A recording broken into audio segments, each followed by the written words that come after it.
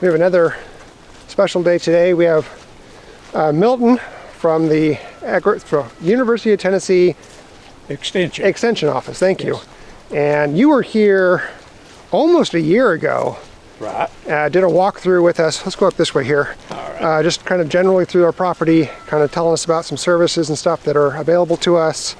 And one of them was we're going to be converting some of our forest area or woodlands to pasture. And that's what we're here for today, because you guys know we've been clearing out this area. So now Katie and I want to pick his brain, get some knowledge on how we can convert this into pasture. And Levi has something to say about that too.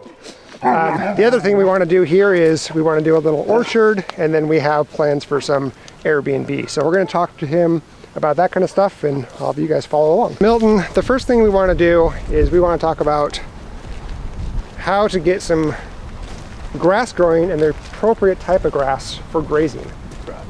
We're not going to be doing cattle anytime soon, if ever. So primarily it's going to be sheep. Okay. And so we want to have more area for our sheep to graze. And look at all that water in our pond. We just got distracted. Let's go talk about the pond. We're really excited about this pond. We want to make it so it holds water. Yeah. Right. So this pond here is clearly for kind of drainage, I guess I'll call it. And in about 3 or 4, maybe 5 days, all that water will be gone. It'll just kind of seep into the ground. One of our dreams and goals is to put a couple little rental cabins or glamping tents or something around the edge of it, put a little dock out there and make it a glamping area, but also a nice little kind of a little habitat of its own for birds and for frogs and for all the other kind of stuff you can do, but it doesn't hold water. Yeah, and that's going to be the hard part.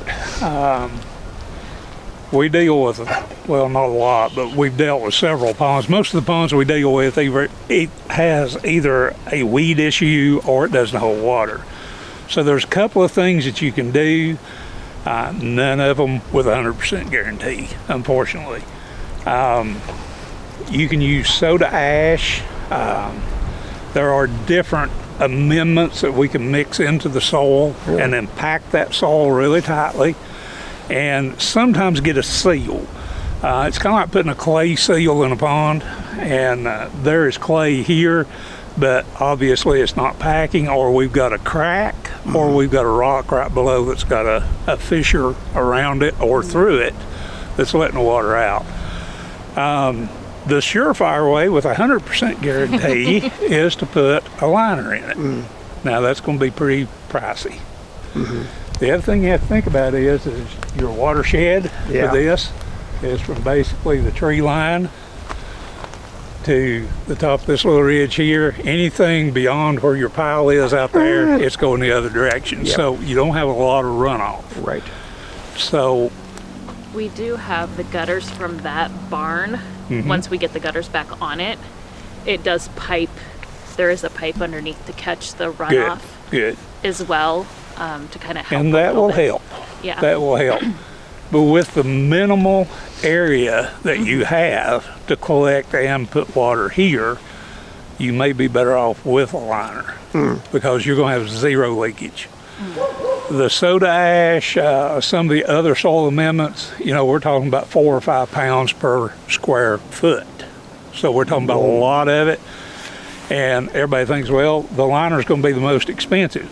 If you have to go in here a couple of times and seal this, you've got to have a heavy machine to pack, and you've got to have a machine to stir that into the soil before you pack it. You could be talking about a lot of money. Yeah. So I think one of the first things I would do is to investigate the cost of a liner. Just right up front, figure out what it is. And, it may be a price that you're not comfortable with. So then we're faced, okay, we got a hole in the ground, doesn't hold water, what do we do with it? Yeah, one of the things that we talked for the watershed that Katie and I had thought about was we do have the creek coming through our property. It's a fair distance away from us, but we were thinking about basically running a pump from the creek, using hydropower to power the pump, and then pumping Right. water here, and then Basically using having a them do ram. or like a ram pump or an electric pump, and having water pump into the pond, and then flow back into the creek, kind of do a circle to kind of circulate some water, get it some cleaner water Right. than just sitting there. Well, But that's and also if you expensive. restrict animal access, it's going to stay pretty clean. Okay. Most of the time. Now the ducks and the geese are going to bring in duckweed and algae and things like that, but that's easily taken care of. Sure. That's not much of an That's just issue. kind of amendments into the water, right? Right. Yeah. Right. And Yeah. most of those fairly natural, not harsh chemical things. Yeah. With a small pond like that, I like your idea of pumping. It's elevation that might concern me, being able to get high enough so we can get water over here. Exactly. Yeah. It would be. So that's a little bit of engineering that's kind of out of my wheelhouse a little bit. Yeah. That's an idea, and we'll kind of investigate that more. But it's more. First of all, it's like, can we get this thing to even hold water? Is really the big thing. And so you're saying and- soda ash or a liner. We had read and seen examples of people bringing pigs down and kind of compacting it. Right. It's all What's your about experience? compaction. If you got 2 feet of clay, hard red, very no organic material type clay, and you got some clay here, but you see it's got some organic material in it too, which makes it better for growing grass. But if you can get that almost devoid of organic material and compact it really tight, but you need about a 2 foot layer to make a good seal, 18 inches, 2 feet. So that's going to require the use of some heavy equipment, because you're going to need to peel some stuff out of the bottom. No guarantee whenever you do that, you're not going to find that rock that's going to crack. Then we got another issue. Okay. So it really does sound like the liner is probably the most effective and overall. You know that whatever you're going to do, you're going to hold water. Now, it may not be the cheapest, and if you could go in there and spend a couple of $1,000s on soda ash and you knew it was going to seal, that's probably cheaper than a liner. Yeah, but it's that key word, you knew it was going to seal, Yeah. because there's no guarantee, right? And you might spend $2,000 and then have to put a liner in it. Exactly. So, if there's not a lot of difference in cost, makes sense to me, let's go ahead and put the liner in, because we know it will work. Makes sense. And I'll be curious to see how long this holds, because this was after the heavy machinery compacted it down, because we hadn't had that in the past, and it always emptied within a couple days after a rain. So I'd be curious to see That if might this make a lasts longer, difference. because then that might give us a little bit more confidence. And of sealing two, it. whenever let's say that this lasts for 10 days, 2 weeks, something like that, where it's been lasting a couple of days before, that gives you some hope that if you congregate animals in there, the idea with the pigs, little feet, a lot of weight, it's like taking a stick and tamping. So they're basically doing the work of a bulldozer going back and forth. Nice. But you have to confine them in that area. Yeah. Yeah. Somebody had said that there were programs available to help with creating ponds, creating ecosystems, is that true? At one time, through Natural Resources Conservation Service, NRCS, they cost shared on building ponds and maintaining ponds, trying to fix leaky ponds or locating ponds. They have moved away from that in years past, simply because they find better success. The mission of that was to provide livestock water. They have found that they can spend their money more wisely by running water lines and waterers. So they've moved a little bit away from that in that particular program. Now, having said that, there are also some wildlife habitat improvement programs, or WHIP, if you will, through NRCS, and I'm not well versed on those, but you could contact the local person in the office and you would be able to see what funding might be available in terms of, let's have a wildlife habitat pond, and we're going to use a little bit for watering sheep or whatever. So that would be one way of going about it too. Okay. And there may be some cost share out there, but I can't speak as to how much money. I do know there's a silent period once a year, and you have to be approved. So Okay. I would direct you with a phone number for that Great. person. All right. Yeah. Okay. One last thing on the pond. Have you ever heard of anybody using their well to keep their pond? Yes, as a matter of fact, I have. Depending on how much water you have to pump, it may tax your well pretty strictly. Sure, makes sense. You know, pumps running more continually, and you may pump water down in your well, especially during a drought period, to the point that you get dirty water, and then you're looking for a potable water source. So those are some of the concerns about using a pump from a well, is the fact that the pump you have for a family well water source may not be equipped to run. You know, pump might run 2 hours out of 24 to supply your house. Can it run 16 hours? Sure. You know, will it handle that? Yeah, because I asked because not but 100 feet from here is the well to the other house on the property. So I was just like, I wonder, because there's actually a PVC pipe under that cedar tree right over there that is buried in the ground probably 3 feet, and it runs parallel to the pond wall. I don't know where it goes necessarily, but it kind of heads right towards the pond, right towards the well, as if they were using it to bring water out here somewhere at point. May have been a watering station or something up here at one time. Yeah, so I was just like, I wonder if we can use that. And if you're not using that well for another residence, and you're using it only for this, that makes it a little easier too. Sure. Yep. All right, let's switch gear to grass. Okay. And then orchard. Okay. Is that good? With the grass, some of the challenges you're going to face, and just being very upfront about it. Please do. This is kind of virgin ground. It's not grown grass for a long time. It's had a lot of leaf cover. I would suspect there's probably issues with pH, maybe being a little bit low, and probably fertility issues too, because if we think about what was here before, we weren't fertilizing. Now, at some point in time, this was probably grass, you know, looking at what trees are here. So I think there's going to need to be some soil amendments made.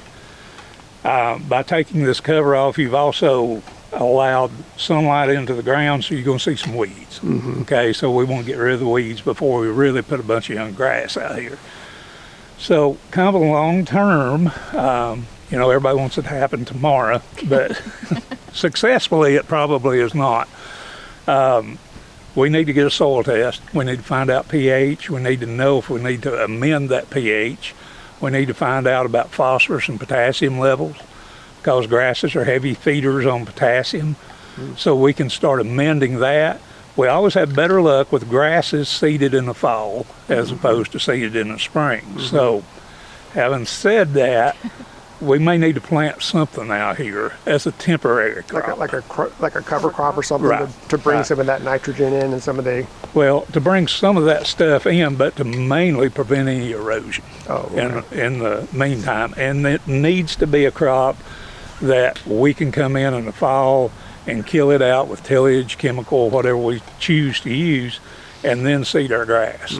And hopefully what we're going to do is get most of those weed seeds sprouted up and killed before they produce more seed.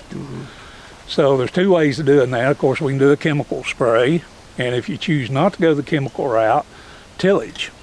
You know, now that may not be an option here because it may wash on you. But for most of this, the easy way is just leave it alone. Don't do a thing to it. Go ahead and find out what you need to amend with. Start your amendments.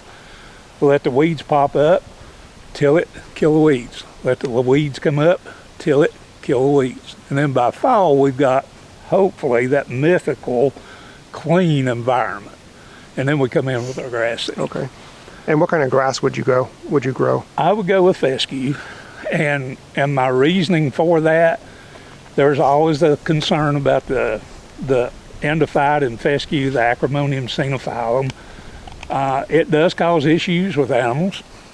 Typically with cattle and sheep, those issues are manageable. With horses, it's a little less manageable. When you say issues, what is that? What do you mean? We see an increase of temperature in extremities. Cows sometimes will shed their tail. In extreme cases, will shed the tail, just a switch off of the tail. They can shed hooves in really, really bad situations. The thing is that endophyte makes the grass much more hardy. So we've got an option now. It's pretty pricey, and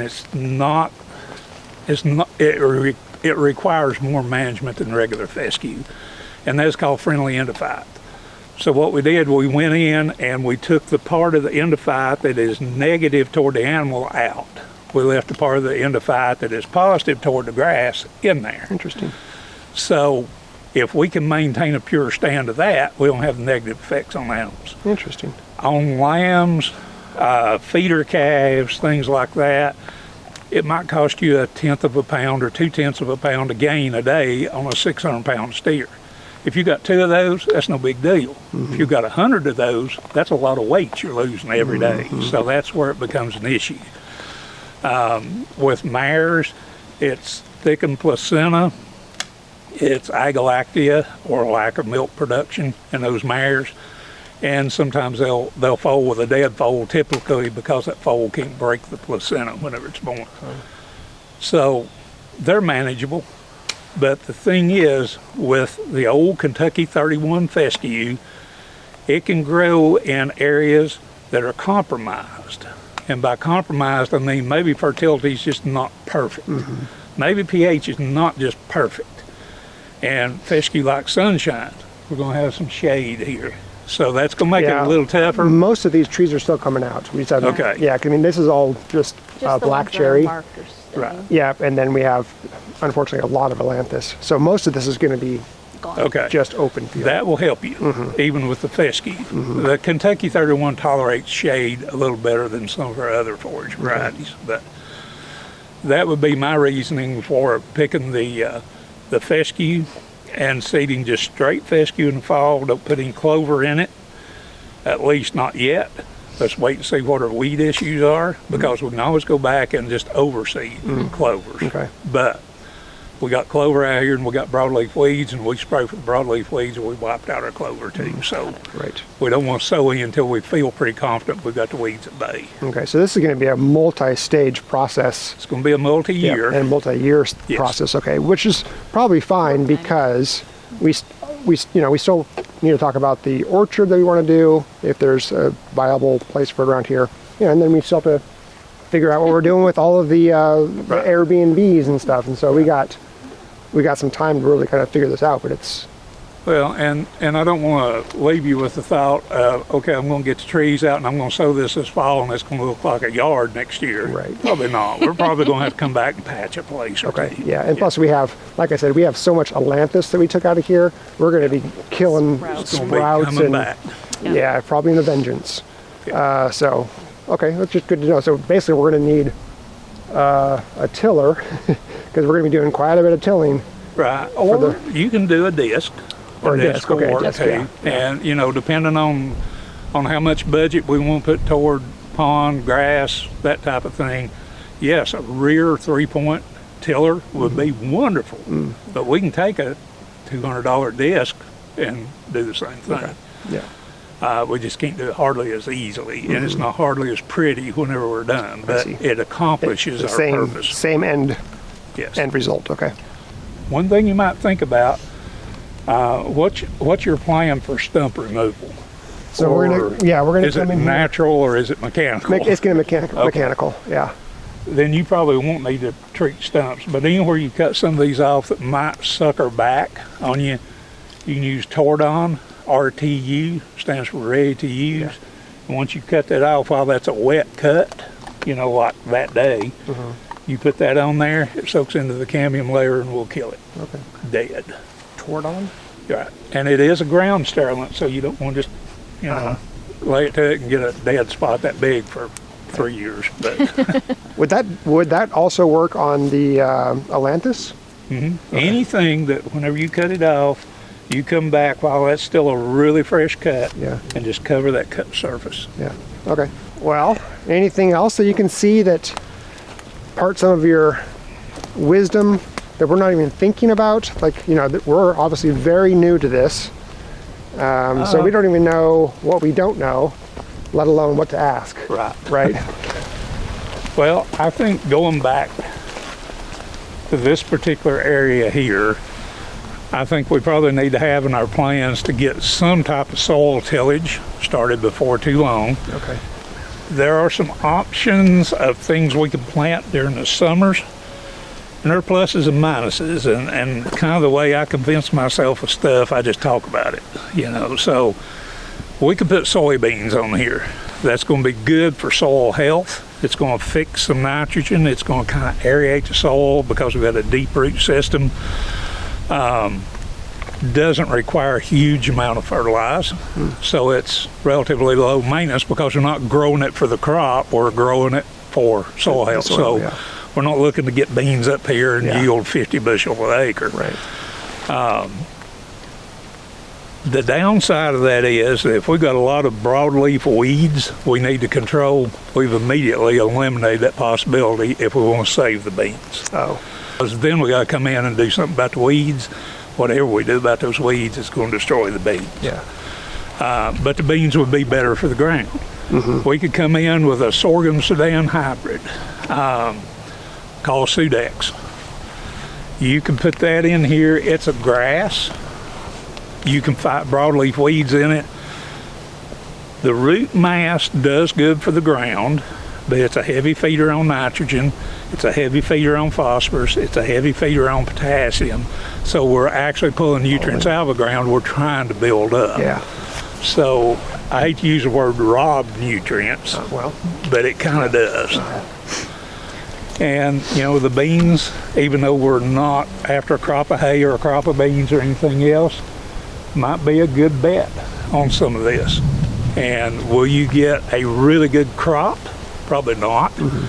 But what's on top of the ground, yes, it's helping because we'll bush hog it and put it back in the soil, but the big help is the size of that root system in the ground. Okay. So that would kind of be my thoughts on Yeah. And when something to do do. you plant soybean? anytime after frost. Okay. All right. So we're looking basically May 15th. Okay. A thing called a bog, B-O-G. And that bog is like, I don't know if you've ever seen a pool type disc. It's got the disc on it and they set at an angle to each other. Mm-hmm. It's like half of that. Okay. And it's big blades and it's heavy and you can pull it over stumps and sticks and all that Interesting. kind of stuff. Okay.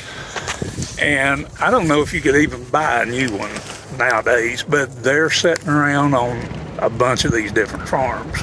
So if you could find an auction or maybe check at some of the different used farm equipment, like out on the main highway, that type of thing, you might be able to find one of those, and they're usually just almost free. Okay. I mean, a couple $100 to most. You said a bog, B-O-G? Bog, B-O-G. Interesting. Okay. That would be good. Now, they don't really make the ground smooth. Uh-huh. But what they will do, they will cut up some of this stuff, and you won't have to pick up as many sticks and that kind of thing. And they're really good about cutting hard ground. And, you know, if you miss a stump, they're just going to bump up over it and go on. So it's a good way to kind of get the ground worked up to where you've got a seed bed. And it's not a finish type product. You'd have to pull a drag of some sort, and you got plenty of drags. Cut a tree down and get you a log, you know. Yeah. And that will smooth it out. But I would probably look for one of those because you buy it so cheap. Okay. All right. And I think that would work good. And that's just a pull behind, or is it PTO driven? A pull behind. Okay. Yeah. All right. Now the PTO tiller would be wonderful until you hit a stump. Yeah. And then it's going to be a little difficult. Yeah. You know, the other thing is you could go out and get you a 5 or 6 foot tiller. It's going to take you a 60 horsepower tractor to pull Right, that. exactly. You have no other job here for a 60 horsepower tractor. No. So get something that you can pull with a smaller tractor that could double as a lawnmower. You'll have a lot of grass area to mow. Yep. You know. Exactly. Yeah. Okay. You want to talk about orchard? I think we have a little bit different ideas. Yeah, probably. Because we were talking about two. Shocking that we're not aligned. What? Husbands and wife aren't aligned? So I want to do a larger orchard, like a you pick it situation down the road. And we still have to clear quite a significant amount to do that, like, 1 to 2 acres. But we also talked about maybe up this pathway that we walked up to do kind of like a food forest type situation where we had some edible trees and we could also do some gardening and some stuff like that around that area. Right. So I think that's kind of what we were thinking. Sunlight penetration is going to be important. So you always want to be, for the most part, in full sun. And whenever you get the trees out, that's going to open up a lot of possibilities. With an orchard, a southern exposure is good. I think I like your idea of the food forest. You can have fruit trees, you can have different bushes, blueberry bushes, that type of thing. Keep in mind that a lot of these have different nutrient and pH needs. So you would not want to put, for instance, an apple tree and ring it with blueberries, because blueberries need like a 4.5 to a 4.8, and your fruit tree is going to be more like 6.5 pH. So you kind of have to group these in areas that are separated enough to where you can amend soils differently. If I was planting apple trees, and I probably am not going to talk about peaches unless you're just dead serious about peaches. You warned us about peaches last time. It's a couple of years out of 10 that you got a really good deal. Apples work a lot better, but align yourself, especially with the orchard, and I'm thinking long term here.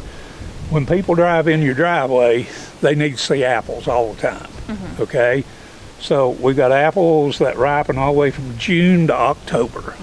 So we need those varieties kind of a little bit grouped, but scattered enough along the entrance to where everybody sees an apple whenever they come through. But in your orchard, you want to make sure that you've got enough variety to where you have product all the time. So the early June apples on the upper end, mid-June, late June, 1st of July. Then on the very far end, like the Arkansas blacks, they'll get ready about Halloween. So, kind of keep that variety in there if you can. As in northeast, southwest? Yeah. South is over there. Yeah. That probably means that you need to focus large orchard types in this direction, because we do have a slope. And by having that southern slope, you get more sun during the day. And if you run your rows this way, the sun kind of follows those rows of trees. So the rows go east to west? Is that what you're saying? Yes. Okay. And that gets the trees drier earlier in the day, prevents a little bit more fungal disease. Also more sunlight penetration, more fruit. Of course, your pruning is going to do a lot of that too. But basically what we want sunlight in there and get that thing warm. It'll give you a little bit more protection about frost in the spring as well. With the well over here, you may find it beneficial to water some of these trees, but the other thing that can do, you can put up overhead sprinklers, and that gives you frost protection as well, because you spray water whenever it's freezing, and it freezes over that bloom, and it's like an insulation, and it keeps you from losing that bloom and a potential fruit from that bloom as well. So that gives you lots of options if you've got a well right there close.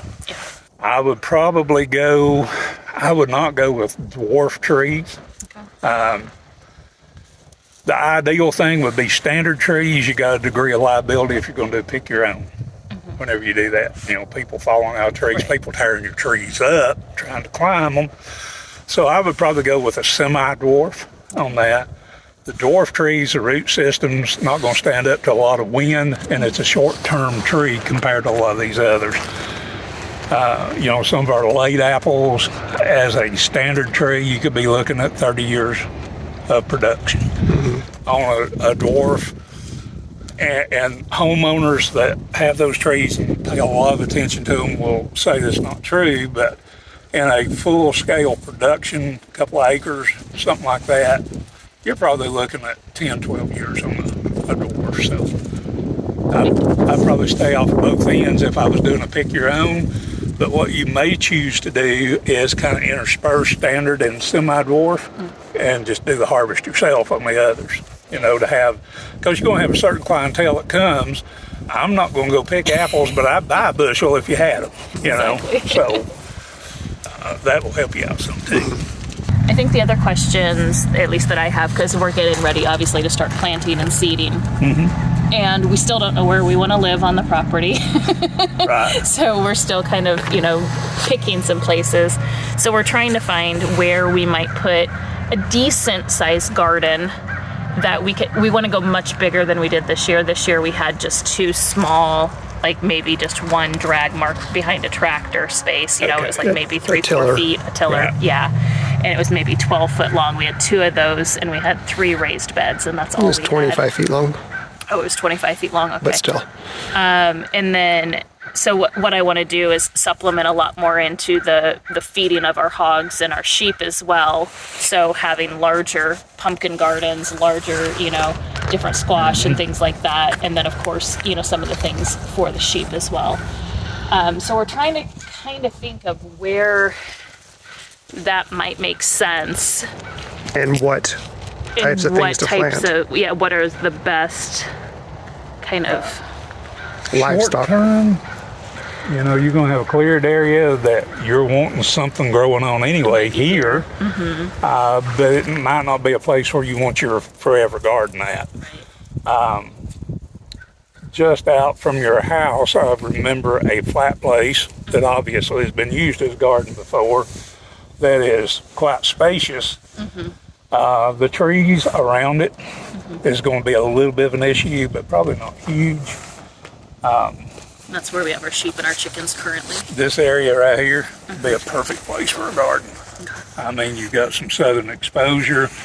You've got ground you got to do something with anyway. You may have to do a little extra fertilization because we don't know exactly what the amount of nutrients are available there. But the downside of being away from where you're living is deer and raccoons. So I could probably just cross the sweet corn off the list because if sweet corn gets ready at 6 o'clock in the morning, the raccoons are there at 5. But now, as far as the cucurbits, the squash and pumpkins and that type of thing, you'll get a little depredation from deer, but not terrible. So you might want to think about what are the things I'm going to raise. So you might have a patch up here where you raise pumpkins and squash, that type of thing. Thinking about maturity dates and things like that so we won't get cross-pollination of things we don't want cross-pollinated, like cucumbers and cantaloupes and things like that. Then you might take those crops that you're going to have a little bit more wildlife pressure on and put them closer to where you're living. The sweet corn. Like the sweet corn and Yeah. stuff. Because we do want to grow some sweet corn. And I did like your idea last time about the types of corns where it doesn't matter if the wildlife eats it, but just keep for decorative type purposes for more of the agritainment. And a lot of people have good luck if they plant a sweet corn patch, and what people will do, they'll have a place where they grow nothing but sweet corn. And then they'll come and plant 3 or 4 rows of field corn on the outside. And they say that works. I think over time those raccoons are going to figure it out. Yeah. But if you did it short term, it probably would be beneficial.